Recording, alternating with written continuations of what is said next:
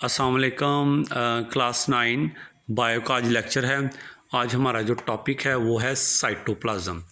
Cytoplasm क्या होता है? ये एक सेल है, सेल के दरमियान में ये आ गया न्यूक्लियस, और बाकी का ये जो सारा हिस्सा होता है इसको कहते हैं साइटोप्लाज्म।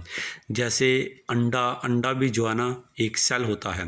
उस सेल के यानी उस अंडे के अंदर जो सेंटर में होती है जर्दी, उसे न्यूक्लियस कहते हैं, और बाकी का जो वाइट हिस्सा होता है उस वाइट हिस्से को साइटोप्लाज्म कहते हैं।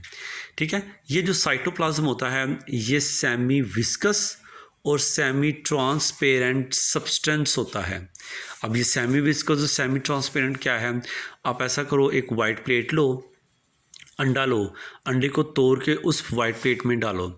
अब ये जो सफ़ेदी होगी, अंडे की जो सफ़ेदी होती है, उसको आप पकड़ो, जब पकड़ोगे तो वो आपको हल्का सा चिपचिपा सा महसूस होगा।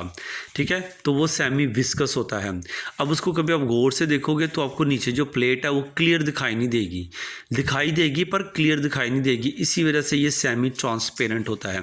ये सेमी विस्कस होता है और सेमी ट्रांसपेरेंट होता है।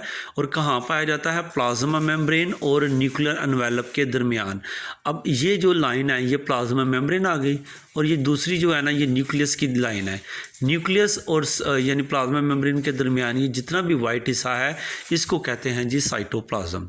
यानी अंडे के अंदर जितनी भी सफ़ेदी है बिल्कुल वैसे ही उसी तरह की सफ़ेदी तमाम जानदारों के अंदर पाए जाने वाले सेल में ये पाई जाती है।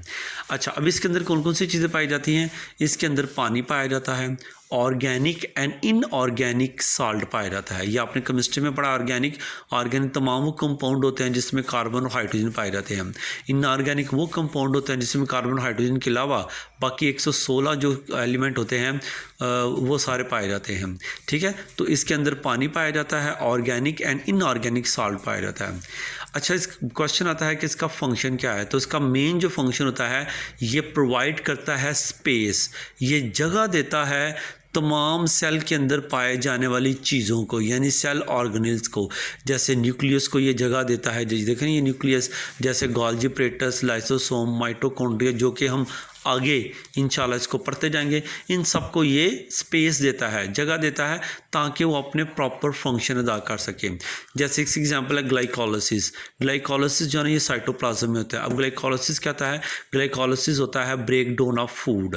ये चैप्टर नंबर 7 में डिटेल में हम इसके बारे में पढ़ेंगे। फिलहाल आप इतना याद रखो कि साइटोप्लाज्म के अंदर जो यानी सेल के अंदर जो फूड टूटती है वो जिस प्रोसेस से टूटती है उस प्रोसेस को ग्लाइकोलाइसिस कहते हैं, और ये साइटोप्लाज्म में होता है।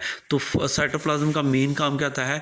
ये सिर्फ स्पेस देता है, जगह देता है, और उन चीज़ों को पानी, ऑर्गेनिक और इनऑर्गेनिक साल्ट के ज़रिए से ज़िंदा रखता है। ठीक है बेटा, किसी भी चीज़ की समझ आए तो आप पूछ सकते हैं। अस्सलाम वालेकुम।